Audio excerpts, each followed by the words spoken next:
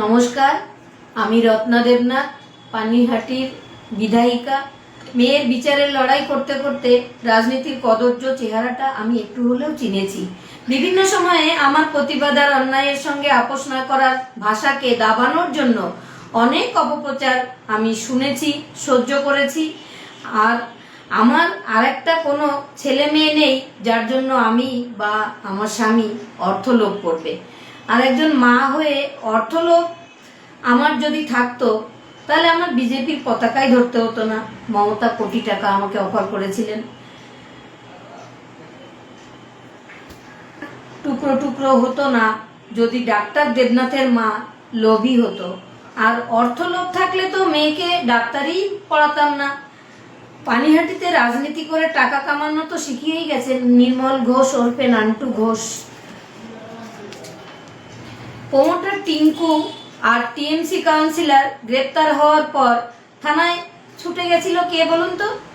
তাদের ছাড়াতে, টাকার বদলে ক্রিমিনালদের বাঁচাতে। কেন বাঁচানো হবে ক্রিমিনালদের? আমি তো পানিহাটির মানুষের কাছে কথা দিয়েছি পানিহাটিতে নির্মল ঘোষের থ্রেড কালচার থেকে মুক্ত করব।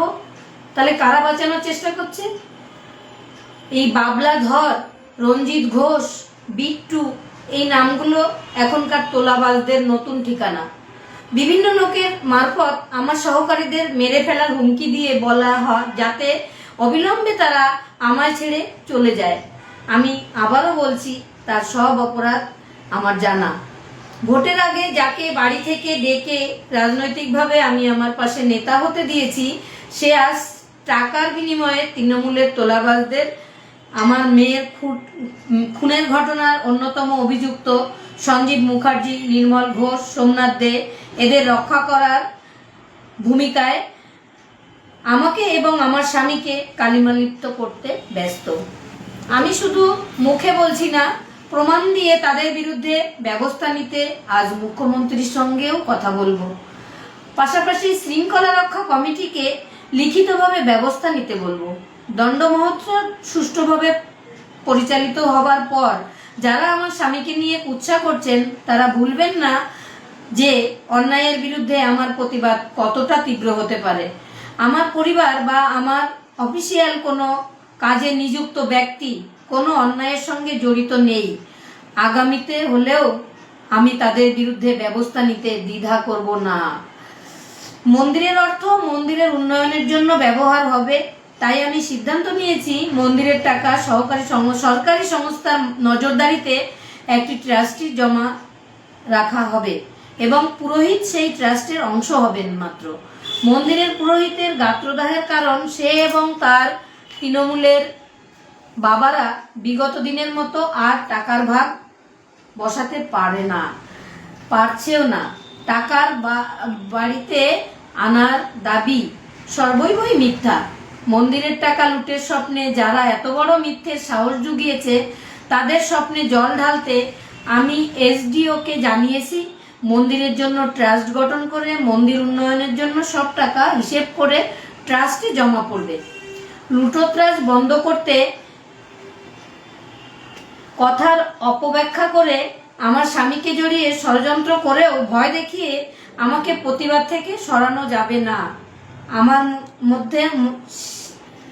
আমার মতো সেও তার মেয়েকে হারিয়েছে। আমি যেমন আমার মেয়েকে হারিয়েছি, আমার স্বামীও মেয়েকে হারিয়েছে। তাই এমন কাজ করতে তারও বাধ্য। এমনকি আমার বিশ্বাসকে অমর্যাদা করে আমার আশেপাশে শুভাকাঙ্ক্ষী সেজে ঘুরে যে বা যারা আমার মেয়ের ঘটনার সিনেমা বানানোর নাম করে টাকা খেয়েছে তাদেরকেও আমি সাবধান করছি। কাকিমা ভালোর ভালো, খারাপের খুব খারাপ, আমার সেই রূপটা না দেখানোই ভালো। আমার অফিসিয়াল টিম বা আমার পরিবারের দিকে কাদা ছোড়া বা থ্রেট করা এগুলো থেকে বিরত না থাকলে বাড়ির ঠিকানা পরিবর্তন হয়ে যাবে। আমি রত্না দেবনাথ অপরাধীদের আবারও সাবধান করছি, পানিহাটিতে তোলাবাজি গুন্ডারাজ আমি হতে দেব না। পানিহাটির মানুষের বিশ্বাসের মর্যাদা রাখা আমার প্রাথমিক দায়িত্ব। তাদের সমস্ত অভিযোগ আমি যেন পূর্ণ করতে পারি, আমি তাদের কাছে দায়বদ্ধ। তাই আমি পানিহাটিতে দ্বিতীয় নির্মল ঘোষ হতে দেব না। আমার সহযোগী এবং পরিবারের রক্ষা আমি করতে জানি। মেয়ে চলে গিয়ে এটা আমায় শিখিয়ে দিয়ে গেছে আপনজন সঠিক হলে কিভাবে রক্ষা করতে হয়। সর্বোপরি বলি, আজকে 1 জুলাই ডক্টর বিধানচন্দ্র রায়ের জন্মদিন, মৃত্যুদিন একই সঙ্গে। তাই সমস্ত ডাক্তারদের আমি প্রণাম জানাই। আর আজকে যদি আমার মেয়ে আমার কাছে থাকতো, তাহলে ও সারাদিন কত আনন্দ করত, কত কেক কাটতো, কত গিফট পেত। সে আর নেই, তাকে রাখতে দেওয়া হয়নি। সেও দুর্নীতির বিরুদ্ধে প্রতিবাদ করেছিল। তাই তার দুর্নীতির যে লড়াই, আমরা বাবা মা হিসাবে সেটাই চালিয়ে নিয়ে যাব যতদিন আমরা বেঁচে থাকব। তাই অন্যায়ের সঙ্গে কোনো আপোষ আমি কোনো দিন করতে পারবো না। মেয়ের কথা চিন্তা করেই মেয়ে আমাকে হাত ধরে বলে শিখিয়ে দিয়ে গেছে।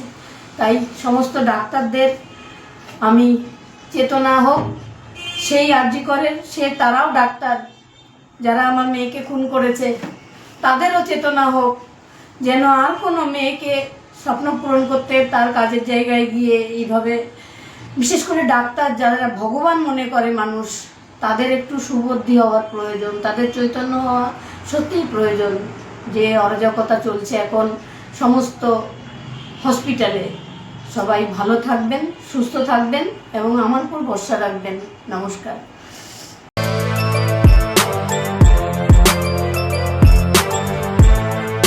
এখন অনেক বড় শ্রী লেদার্স, হাওড়া ময়দান।